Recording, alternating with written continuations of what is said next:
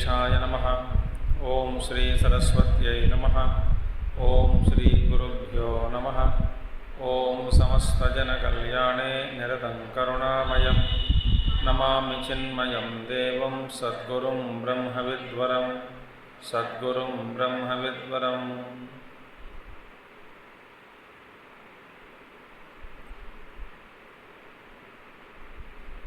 ओं सदाशिवसमारम्भां शङ्कराचार्यमध्यमाम् अस्मदाचार्यपर्यन्तां वन्दे गुरुपरम्परां।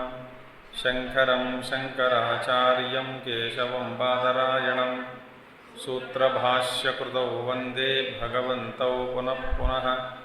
श्रुतिस्मृतिपुराणानामालयं करुणालयं नमामि भगवत्पादं शङ्करं लोकशङ्करम्।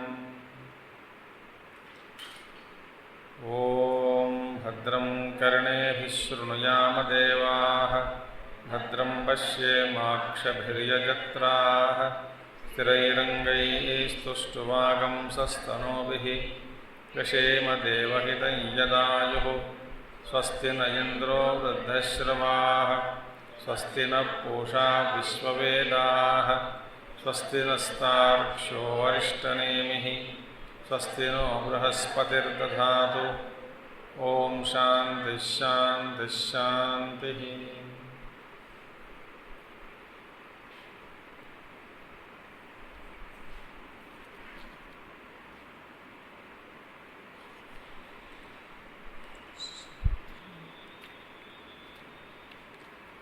इलेवेंथ श्लोक। कारणं यस्य वै कार्यं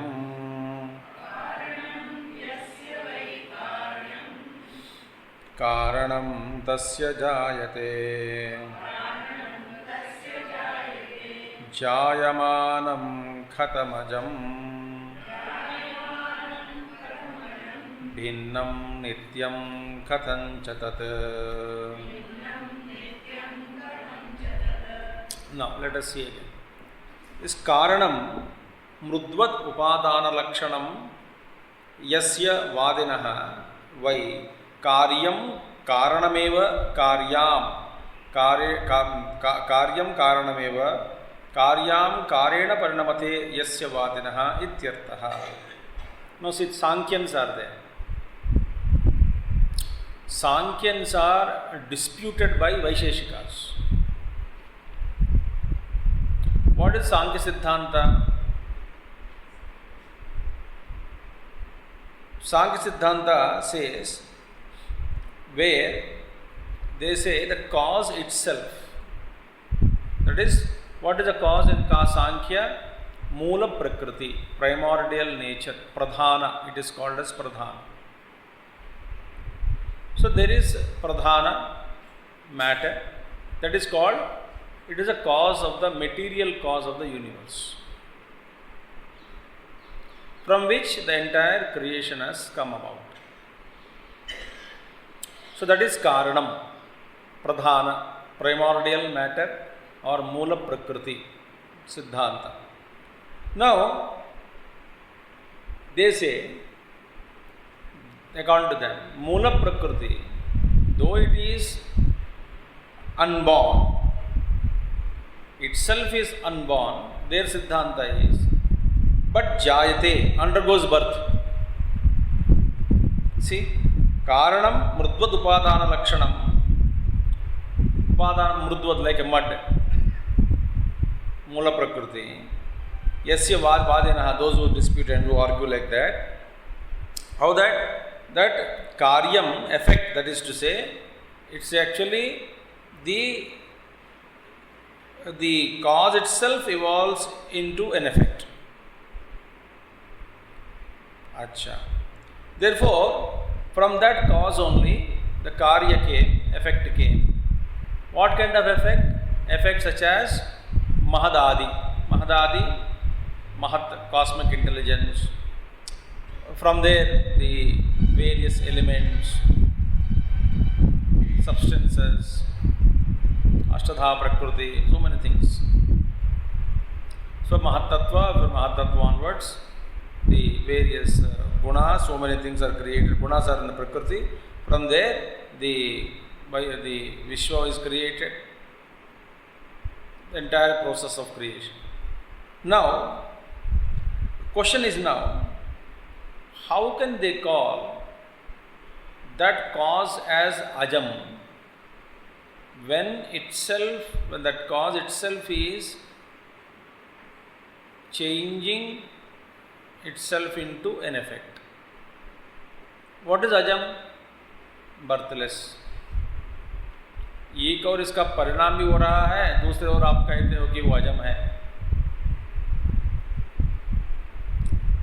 मूल प्रकृति बदलकर इस सृष्टि के रूप में परिणित होकर प्रकट हुआ। तो ये इसका सारा कारण क्या है? मूल प्रकृति। अच्छा, तो मूल प्रकृति में परिवर्तन के बिना जो कारण के रूप में है, उसमें परिवर्तन के बिना ये कार्य कहाँ से निकला? आप एक और कहते हो कि ये सारा जो कार्य है, माने इफेक्ट जो है, माने सृष्टि जो है, माने जो क्रिएशन जिसको कहते हैं, महद आदि, महद से लेकर के अभी तक, माने इस वक्त तक, माने यहाँ तक। आप एक और कहते हो तो मूल प्रकृति है, उसी से सारे के सारे सृष्टि निकली सृष्टि, बढ़िया है, निकल तो गई, ठीक है, तो उसको अजम भी कहते हो। अजम माने बर्थलेस। देखिए, so it is a contradiction to say that it is unborn, अजम also born, birthless but born into. उनका क्या है? कारण और कार्य में कोई भेद नहीं है, वही इनका सिद्धांत है। तो 2 श्लोक में बताया, क्योंकि कारण ही उनका सिद्धांत क्या है? कारण ही कार्य रूप में परिणित होकर प्रकट हो रहा है। इसका मतलब कार्य और कारण के बीच में कोई भेद नहीं है, तो किसी का जन्म नहीं हुआ। अब देखिए, मड मिट्टी ही घट के रूप में परिणित होकर प्रकट हुआ।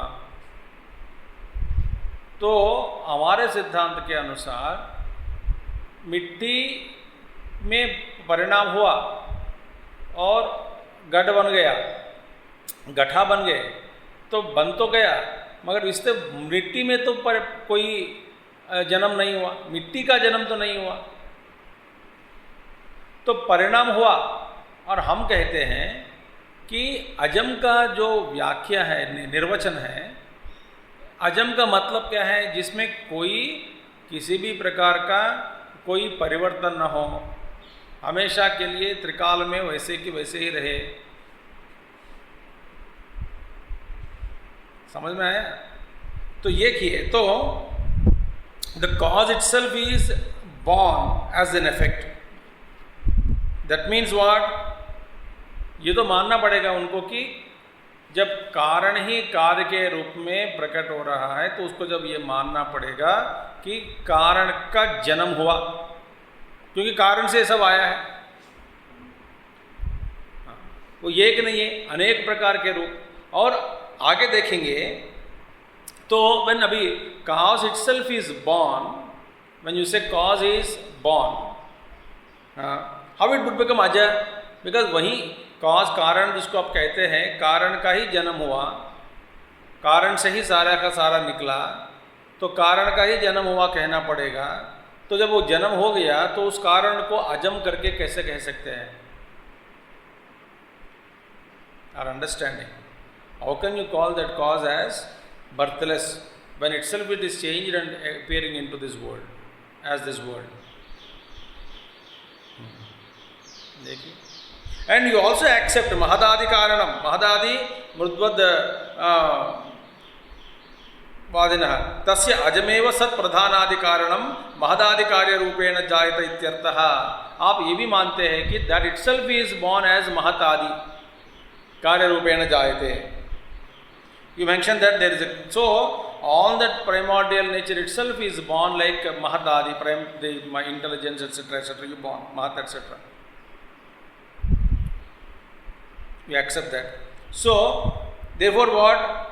You mentioned that there is a Karya, effect is there, and iska cause bhi hai, Karan bhi hai, and you also say that the cause is birthless. How is it possible? Therefore, Mahadadi akarena chet jayamanam pradhanam katham ajam uchyate taihi viprtasiddham cha idam jayate ajam iti cha iti. Jayate cha ajam cha iti viprtasiddham. It's a contradiction. It is the born also, it is also birthless also. This is a contradiction. How can a thing be born, change one thing itself into another, then you call that also as a cause and effect separate karke, cause itself is appearing as effect karke, then you say that that cause is birthless but effect is unborn. Effect is born but cause is birthless. How is it possible?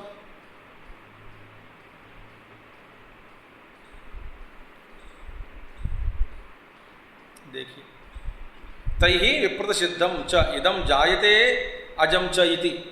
This is born also and ajam also, birthless also. So this is not possible. क्योंकि ना, अच्छा आपके सिद्धांत के अनुसार, तो even if you say that the primordial nature or pradhana, you think pradhana is only one? No, you also further divide the pradhana into sattva guna, rajo guna, tamo guna.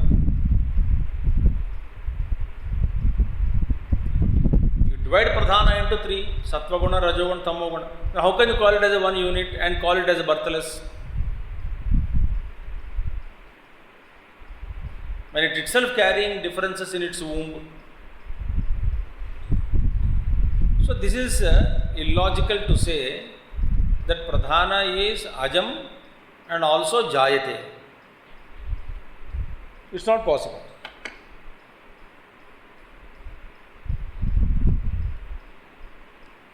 देखिए, very clear. So therefore, Mahadadi akarena chet jayamanam pradhanam katham ajam uchyate. Jayamanam chet pradhanam katham ajam uchyate taihi viprasiddham cha idam jayate ajam chaiti. Therefore, this is not possible. Because again you say that there are three differences in Prakriti.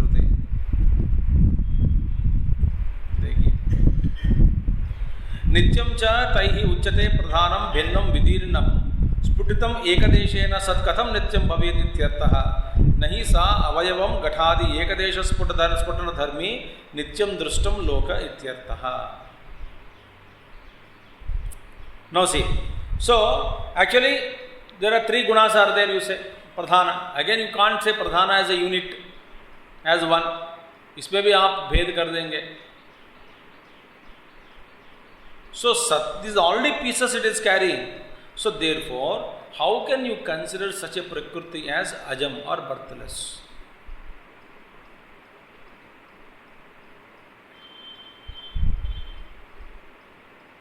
It is not possible.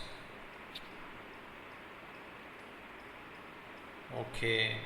So, moreover, nityam cha taihi uchyate pradhanam nityam. देखिए, they say, by Sankhyan they say that the pradhana is eternal. एक और अजम हो गया, दूसरा क्या है? Eternal. Nityam and ajam, both are different. How can you call again? So taihi nityam cha taihi uchyate pradhanam bhinnam vidirnam sputitam ekadeshena sat katham nityam bhavet ityartah. See, how can that can be eternal? See why? It is bhinnam. Separate. Bhinna means because sattva guna, rajo guna, tamo guna. Bhinnam. Vidhiranam. It is split up into three. The prakriti. Vidhiranam. Sputitam. Ekadeshena sat katham nityam bhavet. So disintegrated. it further disintegrates into many. Because from Sattva Guna, Antakarana is created. From Rajoguna, Prana and Karmendriyas are created. From Tamoguna, this Solar Srishti is created. How many differences are there within that? Therefore, nahi sa avayavam gathadi ekadesha sputana dharmi nityam drushtam loke. So, you cannot see a composite thing. देखिए, sa avayavam along with the part, sa avayavam कोई भी वस्तु composite thing. Sa avayam means composite, a assembly of many parts. A jar, for example, ghata you take, for instance, it is subject to disintegration because it has combination of many parts, so it can be split up into many things, and that which can be split up into many things cannot be called as eternal.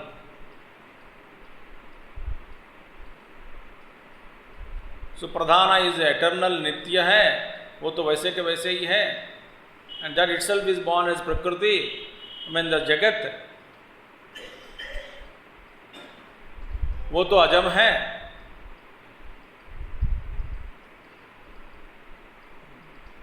Birthless, that is birthless, वो तो eternal है. because prakriti is eternal, nitya is.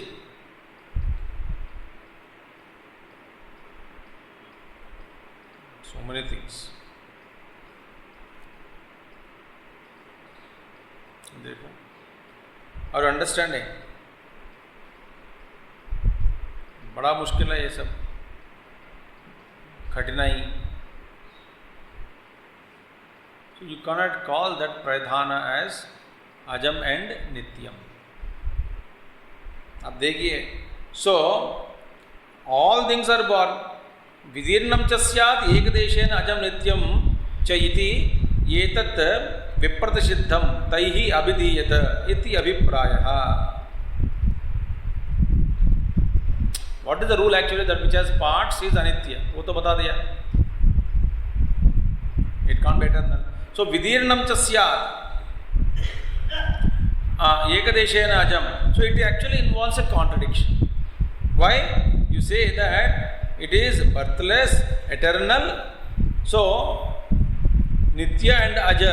आप किसी ने पूछा कि ये बताओ, one side you say nitya, that is eternal, other side you say birthless. How come they both are existing in same thing?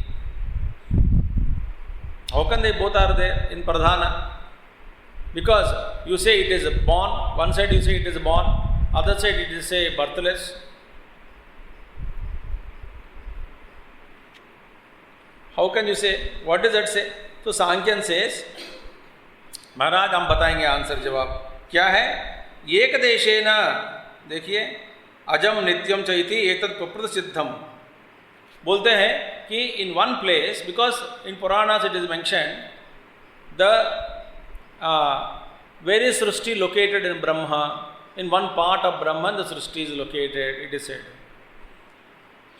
Where is Maya, within the part of Maya is located in Brahma in some place. So इसका प्रमाण है.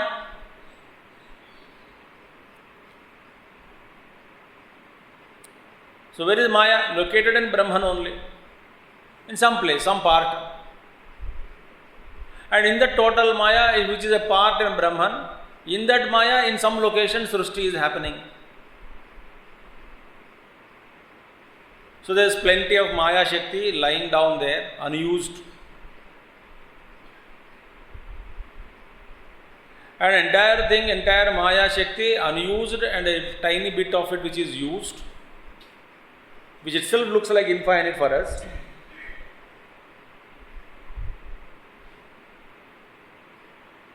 It's all a small speck in Brahman. So it is said it is located. So look, Ekadesha, Desha word what used there?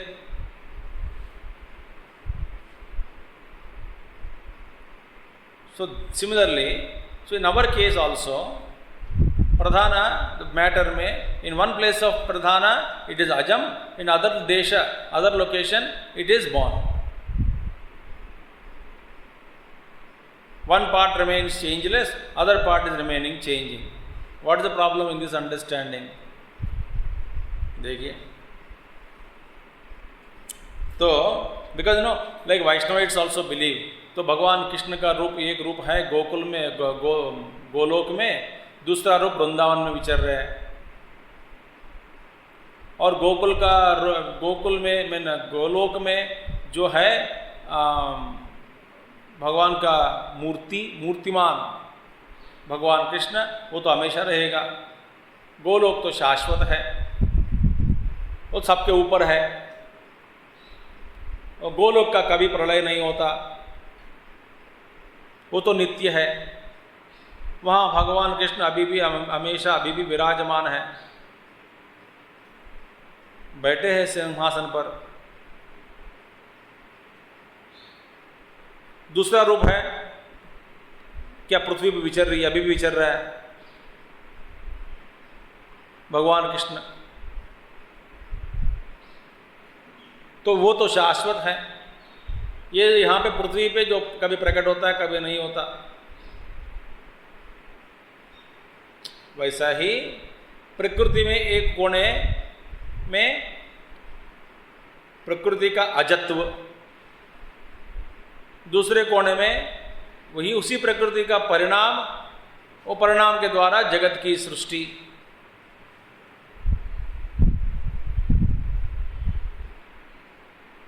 ऐसा क्यों ना माना जाए?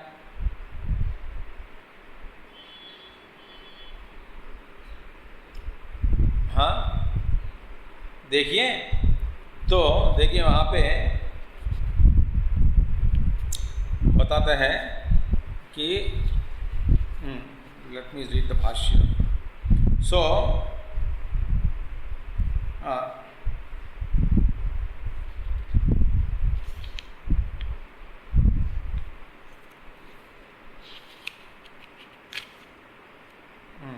तो दूसरा श्लोक पढ़ लेंगे पहले।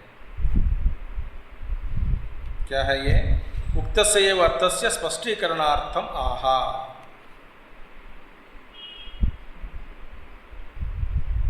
सो कारणाद्यनन्यत्वम् अतः कार्यमजं यदि जायमानाद्धिवैकार्यात् कारणं ते कथं ध्रुवम्। कारणाद्यनन्यत्वम् अतः कार्यमजं यदि जायमानाद्धिवैकार्यात् कारणं ते कथं ध्रुवम्। कारणात् अजात कार्यस्य यदि अन्यत्वम् इष्टं त्वया ततः कार्यम अजम इति प्राप्तम्। इदं च अन्यद् विप्रतिषिद्धं कार्यम अजम च इति तव किं च अन्यत् कार्यकारणयोः अनन्यत्वे जायमानात् हि वै कार्यात् कारणम् अन्यत् नित्यं ध्रुवं च ते कथं भवेत्? सो ध्रुवं च नित्यं च ध्रुवं च ते कथं भवेत्? नहि कुक्कुट्या एकदेश पच्यत एकदेश प्रसवाय कल्प्यते। Now this is the same thought extended in second श्लोक, 12th श्लोक, सॉरी।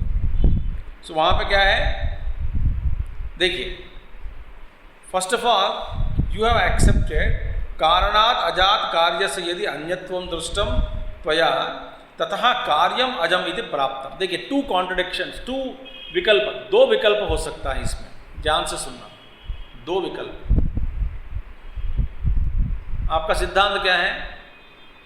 दैट प्रकृति इटसेल्फ हैज बिकम दिस जगत, बट प्रकृति इज कारणम प्रधान, एंड दैट प्रधान is there is no change, it remains as birthless, and the effect that has come from it सृष्टि रूपेण, that is a karyam, it has come from the same cause, but then ajam is ajam, नित्यम, but it is also jayate, born. So now in the karya karana sambandha, so that means what? According to you, O Sankhyan, there is no difference between cause and effect. Why? Cause itself is seen expressed as an effect. तो आपके सिद्धांत के अनुसार कोई भेद नहीं है, ठीक है। यहाँ पे दो विकल्प हो सकता है इसी सिद्धांत को, वो बता रहे हैं अभी भाष्य में, वही बताया। व्हाट सिद्धांत है? एक है हाँ, कारण से अभिन्न कार्य, एक विकल्प है, या कारण से कार्य अभिन्न है। दूसरा क्या है? कार्य से कारण अभिन्न।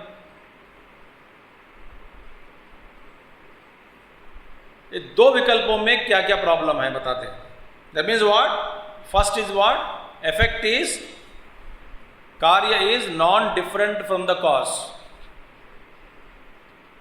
फर्स्ट विकल्प, effect is non different from the cause, and second is cause is non different from the effect.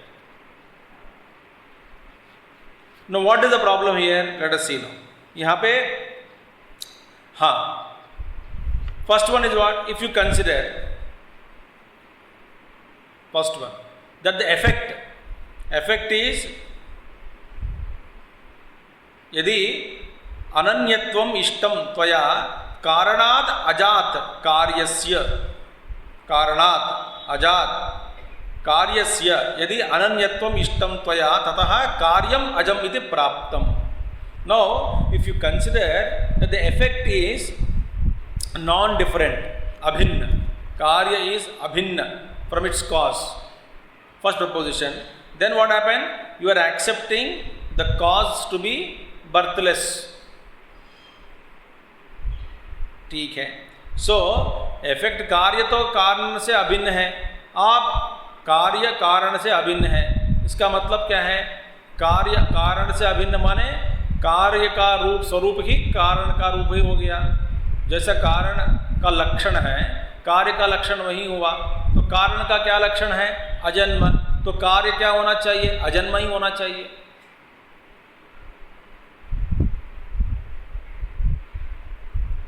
आपको हिंदी में बहुत अच्छे से समझ में आता है, अंग्रेजी में समझ नहीं आता। The cause is not different from the effect, the effect is not different from the cause.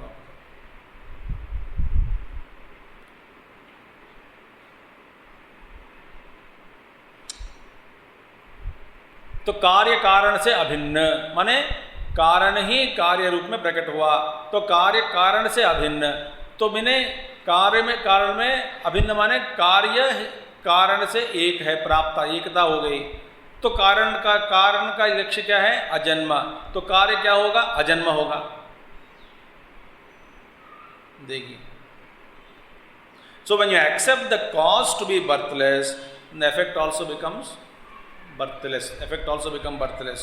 Therefore when consider the cause to be birthless, when you consider the cause karana to be birthless, then you cannot consider that it is born, because कार्य तो कारण के साथ ही है, कारण का लक्षण अजन्म है, तो कार्य का कभी भी जन्म नहीं हुआ। ऐसा करके आप एक दोष पर कार्य दिख रहा है। द प्रॉब्लम है सृष्टि दिखती है, तो आप जो दिख रहा है उसको अजन्मा कैसे कह सकते हैं?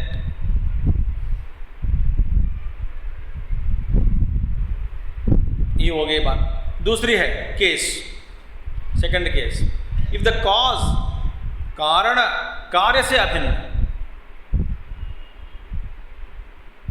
तब क्या होगा? If the effect that is कार्य which is born is one with the cause, क्योंकि कारण कार्य से अभिन्न है, तो effect which is born is always one with the cause. तब क्या होगा? You can not accept that cause to be changeless, क्योंकि कार्य का क्या स्वरूप है? परिणाम।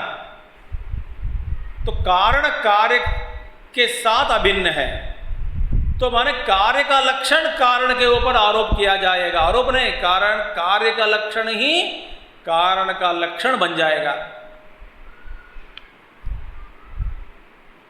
कार्य का लक्षण क्या है? परिणाम। तो कारण का लक्षण क्या होगा? परिणाम ही होगा। ये भी गलत है। तो आपके सिद्धांत के अनुसार कारण तो अजन्मा है।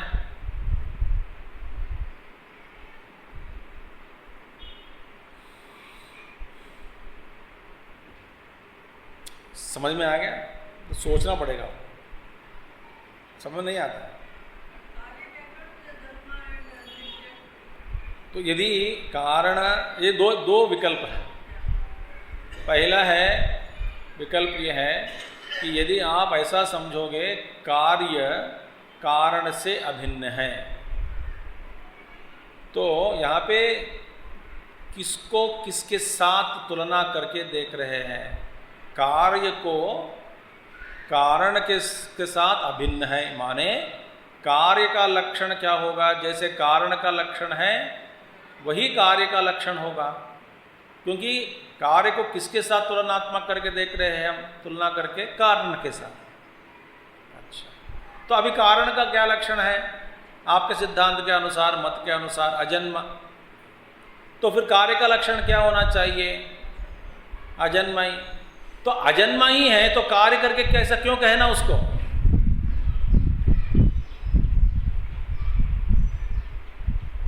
जिसका जन्म ही नहीं हुआ उसको कार्य करके कहना बेवकूफी है।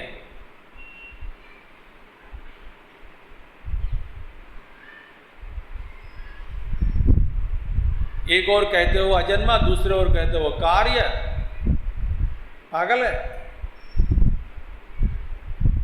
तो कार्य कार्य नहीं रह जाता।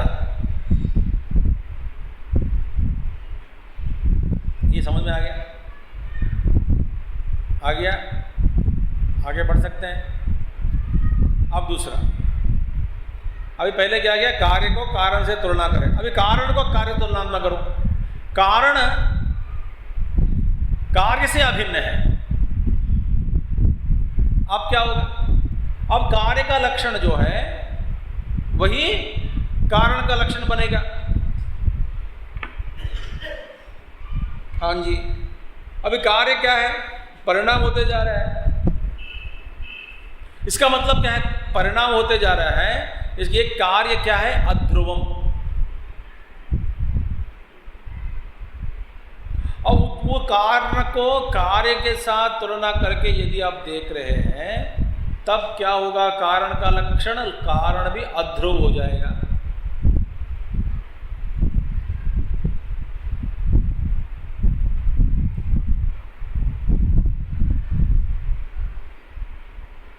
ये हो गई बात। देखिए, इदम च अन्यद् विप्रतिषिद्धम कार्यम अजम चेति तव किम च अजम चेति तव किम च अन्यत् कार्य कारणयोः अनन्यत्वे जायमानाति वै कार्यात् कारणम अन्यत् नित्यम ध्रुवं च ते कथम ब्रुवेत्। आप देखिए, आप देखो therefore this a problem. These two cannot happen together. एक बार बर्थ भी है, बर्थ भी हुआ, जन्म भी हुआ, बर्थलेस भी है, अजम भी है। नो, ऐसा नहीं होगा। इसका उदाहरण कहते हैं, देते हैं, देखो आचार्य जी, नहीं कुक्कुटिया एक देश पच्यत एक देश प्रसवाय कल्पते। कोई घर पे, किसी के घर में एक मुर्गी है, तो रोज एक एक अंडा देते हैं मुर्गी। तो उसको एक दिन मालिक को ऐसा विचार आया कि चलो आज इसी मुर्गी को खाएंगे। तो घरवाले कही कि ऐसे कैसे कह सकते हैं, ये तो रोज अंडा देती है। उसने कहा अंडा तो पीछे से देते हैं, तुम आगे का भाग खा के खिलाओ, काट के खिलाओ। तो आगे का भाग खाने के लिए, पीछे का भाग प्रसव आया, प्रसव के लिए, अंडा देने के लिए। आगे मुर्गी का जो आगे का जो भाग है मुंह का भाग, उसको गर्दन काट के खाओ। ये कैसे हो सकता है? ऐसा है तेरा सिद्धांत। एक ही प्रधान का, एक और अजन्मा, दूसरा और जन्म। देखिए आचार्य जी को कितना गुस्सा आया। नहीं कुक्कुटिया एक देश पच्चता, माने कुक्कुटिया माने हेन, चिकन, मुर्गी, उसके एक और खाओ, दूसरा और प्रसव के लिए छोड़ देना, क्योंकि अंडा पीछे से देते, आगे से थोड़ी देता है।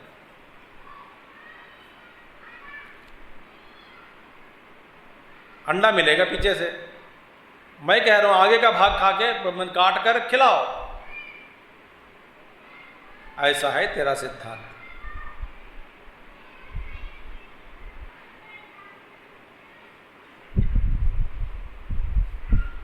ये कार्य कारण के भेद नहीं है। सेम प्रकृति, वन साइड कारण, अदर साइड कार्य। कारण इज अजन्म, नित्य, कार्य इज परिणामी, बट सारा है प्रकृति में। It is all nonsense, confusion it is. But Sankhya का भी, we will take Vedanta take support of Sankhya up to some extent because of the analysis.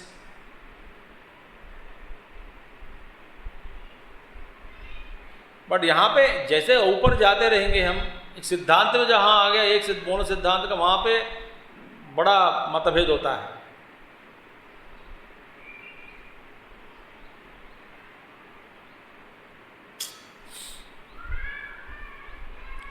समझ में आ गया? आचार्य जी का गुस्सा देखा?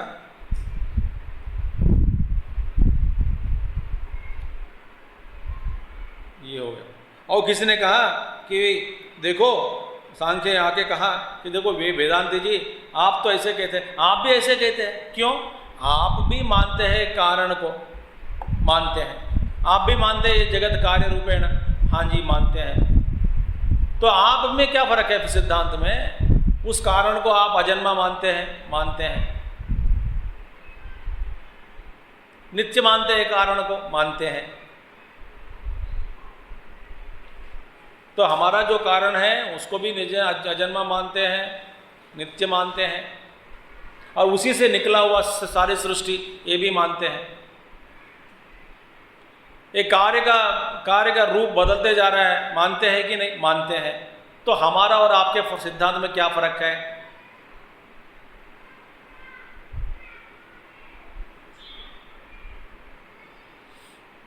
We say, just as your cause and effect are on same platform, our cause and effect are on not same platform.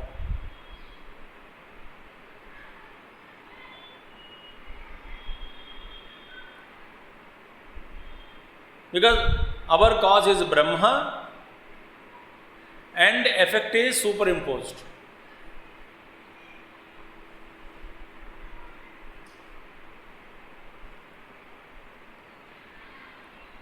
So when an effect is superimposed on it, there is no parinam in the cause, in the rope there is no change. But rope is the cause, because without rope you cannot see this snake also. In that sense rope is the cause. But the rope is changeless. Brahma is eternal also, changeless also. But without Adhisthana, Brahma is not possible.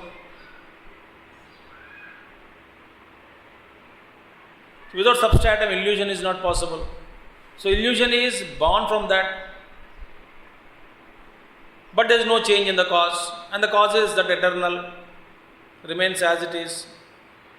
And there is of course change in the effect. Effect is only perceived, not real.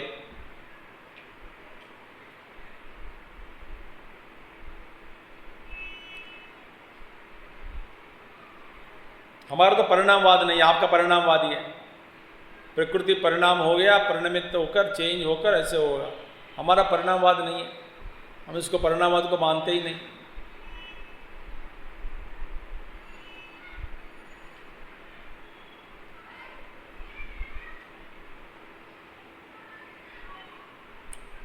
This is the सिद्धांत। ठीक है, कल देखेंगे। ओम पूर्णमदः पूर्णमिदं पूर्णात् पूर्णमुदच्यते पूर्णस्य पूर्णमादाय पूर्णमेवावशिष्यते। ओम शांति शांति शांति। हरि ओम श्री गुरुभ्यो नमः। हरि ओम सद्गुरुनाथ महाराज की